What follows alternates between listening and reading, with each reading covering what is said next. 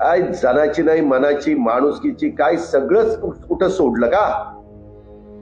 तुमच्या आमच्या घरामध्ये जर अशा प्रकारची दुःखद घटना घडली तर माणूस 13-14 दिवस गप्प बसतो. महिनाभर गप्प बसला म्हणून बिघडलं कुठं? मला तर पहिला राग एवढा आला की आम्ही त्यांना भेटायला गेलो. मला वाटतं दुसऱ्या दिवशी जयंतराव गेले.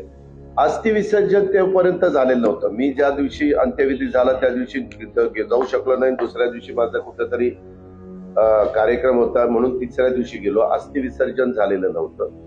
काय आपण काय अगदी त्या निवडणुकीपासून निवडणूक नाही लागली तर जीव चाललेत काहीचे. काय जनाची नाही मनाची माणुसकीची काय सगळंच कुठं सोडलं का?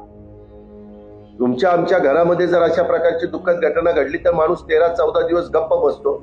महिनाभर गप्प बसला म्हणून बिघडलं कुठं? सारखं कोण कुठं काय करणार, कोण उमेदवार देणार, कोण काय करणार, कोण आत्ताच भावी खासदार म्हणून तिथं पोस्टर लावायला लागले. अरे कुठं गुडघ्याला बादशेक बांधून निघाला.